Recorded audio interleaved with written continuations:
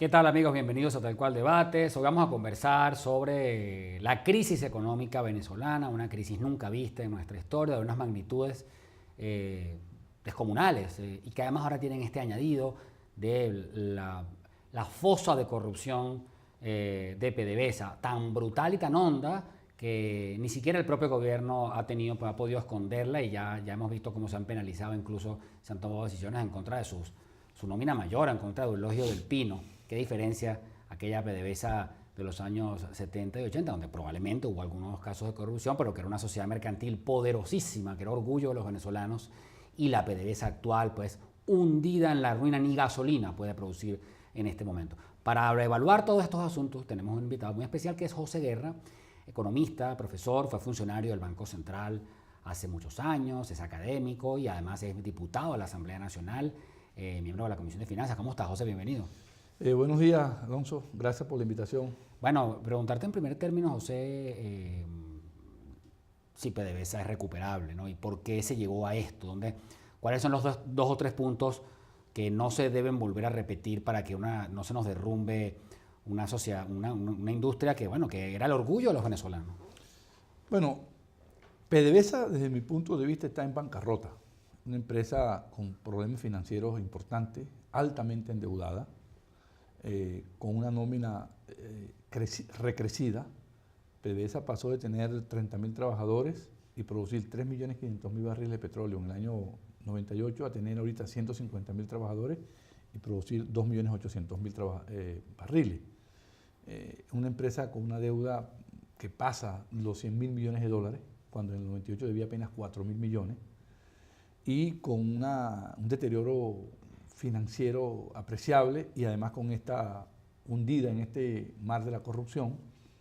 Que parece sistémico el tema de la corrupción. Sí, parece que fuera todo el mundo, ¿no? Sí, parece que, agarraron a unos funcionarios, dicen que hay más de 60 altos funcionarios de PDVSA y de Citgo presos. El caso de Citgo es la filial de PDVSA en los Estados Unidos. Los directivos estaban en el exterior, hicieron venir a Venezuela a una reunión y cuando llegaron a la reunión la está esperando el SEBIN y se los llevaron presos. O sea, los tomaron totalmente de sorpresa. No, los sorprendieron presos y están aquí, de ahí no van a salir por mucho tiempo. Y estos días capturaron a Eulogio del Pino, después de haberle ministro de Energía y Petróleo, y a Nelson Martínez, presidente de PDVSA, en un acto para mí bochornoso, porque inclusive publicaron los videos y una persona prácticamente empijamado. Porque tú crees que, claro, sometido a una humillación mayúscula, pero ¿tú crees que el gobierno, el alto gobierno, desconocía esta circunstancia en PDVSA? No, esto se sabía hace tiempo. De hecho, el año pasado la Comisión de Contraloría de la Asamblea Nacional preparó un informe sustantivo y sustanciado, sí, donde se evidenciaban los casos de corrupción de PDVSA y señalaba a Rafael Ramírez como autor de esos desfalcos de PDVSA. Y se llevó al Ministerio Público, no se hizo ningún tipo de averiguación. Sin embargo, Ramírez demandó a Freddy Guevara, que fue el que elaboró el informe o el que dirigió el informe, y el TCJ, mediante una sentencia, prohibió que se siguiera investigando PDVSA. Y ahora el mismo TCJ, el mismo gobierno, son los que meten preso Bueno, pero el TCJ, sus integrantes quedan acá en un entredicho muy claro, porque están cubriendo la corrupción. Totalmente. Pero lo paradójico es que el mismo gobierno que impidió la investigación de Ramírez ahora está tratando de llegar a Ramírez a través de Eulogio del Pino y Nelson. ¿Y por qué lo hacen? Porque hubieran podido, ¿será porque se les precipitó la crisis? Se les precipitó la crisis porque se evidenció la crisis. La OPEP hace una semana mandó una nota de prensa a nivel internacional donde le exigía a PDVSA que le dijera la verdad sobre la producción real de petróleo, porque estaba mintiendo. Eso nunca se ha visto en ningún país, que le mienta a la OPEP, porque la OPEP publica una cifra y las cifras están alteradas por la información de PDVSA, y la OPEP le exigió. Y después hubo información de la caída de la producción. Entonces están buscando culpar a alguien. Como no lo pueden culpar nosotros, porque ellos limpiaron ya a PDVSA, y a PDVSA rojita, ahora están buscando a Ramírez, para afectar a Ramírez, que era embajador en las Naciones Unidas y que tiene el apoyo de la hija de Chávez, ¿verdad? Entonces quieren capturaron a Eulogio del Pino y a Nelson Martínez para que inculpen a Ramírez. Ni Del Pino ni Martínez esperaban en absoluto que le sucediera una cosa así hace una semana. Bueno, no, porque Del Pino fue la semana pasada a Bolivia a la cumbre del gas, que es la primera reunión de países exportadores de gas, y Del Pino fue a representar a Venezuela.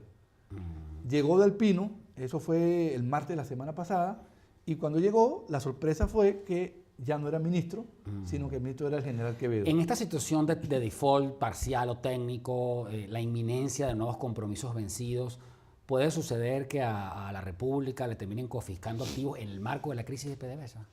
Bueno, si PDVSA no paga los vencimientos de intereses que tiene 2 bonos en default, en incumplimiento de pago, y los acreedores aceleran el pago, porque hay una cláusula en los convenios de deuda de aceleración de pago. Si tú no cancelas los intereses, los acreedores exigen ese pago. Podría ocurrir que algunos acreedores se vayan a un juicio contra PDVSA. Digamos, hay inversionistas institucionales que lo que quieren es que le paguen.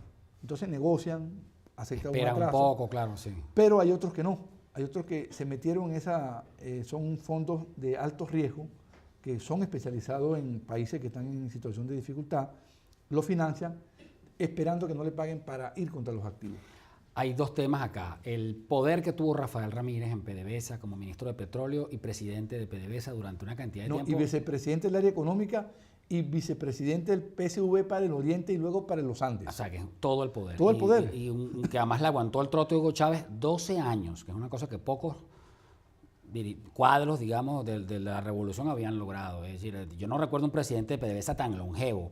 Y lo segundo, Del Pino, como hombre de confianza de PDVSA del madurismo, porque lo que tiene Maduro de presidente lo tenía Eulogio Del Pino, ¿sí o no? Sí, Ajá. pero Del Pino es un hombre que viene de la vieja PDVSA, formado en la vieja PDVSA, becado por la vieja PDVSA, es un ingeniero geofísico, igual que Nelson Martínez. Ellos son formados en la antigua PDVSA, no eran revolucionarios. Sí, pero digo que ambos tuvieron un amplísimo control Total. de la situación, manejo de recursos, marco para decidir políticamente. O sea, que como está PDVSA, es evidente que tiene que ver con lo que ellos han hecho y dejado de hacer, ¿no? Claro, porque acuérdate que Eulogio Del Pino fue vicepresidente de PDVSA cuando Ramírez. Entonces, cuando sale Ramírez, lo sucede... Lo promueven, digamos. Eulogio Del Pino. Entonces, Ramírez dejó un heredero allí.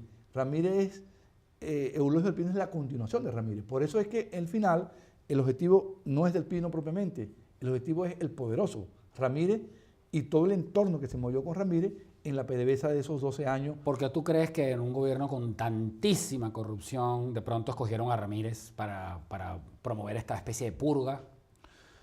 No lo tengo claro a qué se debe esto, pero las revoluciones son así. Acaban con su liderazgo y el destino es la cárcel o el exilio para ellos. Ramírez yo creo que no va a ¿Qué puede hacer Ramírez si no puede venir y si hay tantas sanciones para el país? ¿A dónde se podría ir? Bueno, Ramírez evidentemente no va a venir para Venezuela. Ramírez viene para Venezuela y ya tiene su celda marcada en la DGCIN o en el SEBIN o en cualquier otra cárcel, eso está claro, y eso lo sabe Ramírez. Ramírez también, al no ser funcionario de Naciones Unidas y estar sancionado por el gobierno de los Estados Unidos, él pierde la inmunidad diplomática, porque él está sancionado. Entonces él tiene que salir de Estados Unidos, a menos que él opte por colaborar con el gobierno de los Estados Unidos en las investigaciones sobre la corrupción. Está como difícil, ¿no? No lo veo allí. Yo creo que él se iría para Europa. Yo creo ¿Y en que Europa no hay sanciones contra Venezuela también? pero no contra él. Pero contra el gobierno del cual él ha formado parte, ¿no? Pero la sanción es personal, no es al gobierno como tal. Ya. Y Todos estos casos... recordemos que la esposa de Ramírez tiene la doble nacionalidad, italiana-venezolana. Ah, ok. Entonces él tiene un refugio en Italia y plata no le va a faltar. Plata no le va a faltar, ciertamente. Te pregunto, todas estas historias de corrupción de Andorra, todas esas conexiones que uno veía de ilícitos y de lavado de capitales, todas estas historias de SIDO, convergen sobre lo mismo, ¿no? Sí, Ramírez, todos los caminos conducen a Ramírez, todos los caminos conducen a Ramírez. Creo que Diego Salazar también probablemente, a menos que lo proteja el espíritu de su padre ya fallecido, pero si empiezan a jurungar bien, evidentemente se van a encontrar con Diego Salazar, que era uno de los operadores de Ramírez en materia de seguros. Diego Salazar, hijo del Diego Salazar revolucionario que viene de la lucha contra el Pérez Jiménez, que tuvo preso un poco de años, era un mártir de la revolución. El hijo, Dieguito, es el que maneja los seguros de PDVSA. El país cuando va, ya lo está sintiendo, pero podría sentir consecuencias peores de la crisis de la industria, de la caída de la producción. ¿Se puede detener esa caída?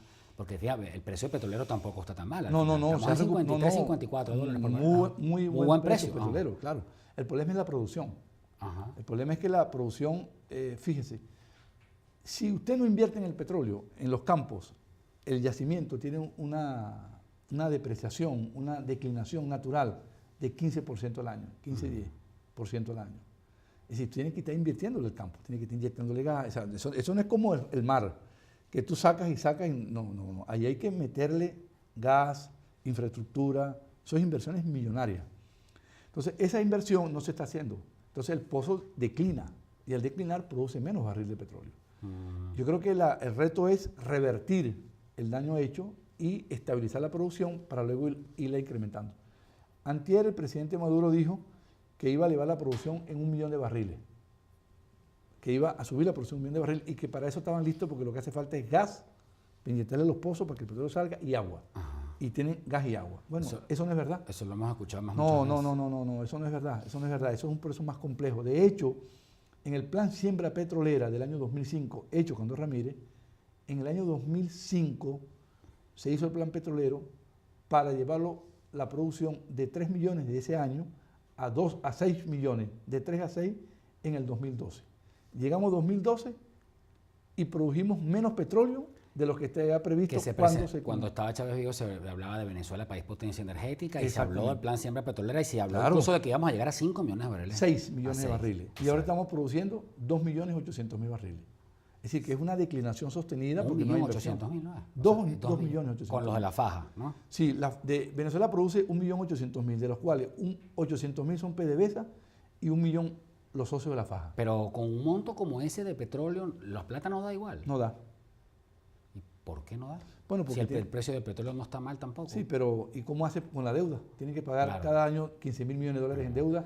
Tienen que darle plata a Sidor, pierde $1 millón diario, hay que darle plata a Sidor. Alcasa pierde $500.000 diarios, hay que darle plata a Alcasa. La CanTV está dando pérdida. Todas las empresas públicas están dando pérdida. Bicentenario está cerrado, Mercal no da plata, el subsidio de la bolsa de comida y no le sale la plata. Es imposible que una empresa funcione bien así. Se acabó. Bueno, José, muchísimas gracias por habernos acompañado durante esta entrevista. Ha sido José Guerra, diputado de la Asamblea Nacional, economista venezolano, evaluando esta gravísima situación de los activos de PDVSA, los casos de corrupción y las cuentas de la deuda.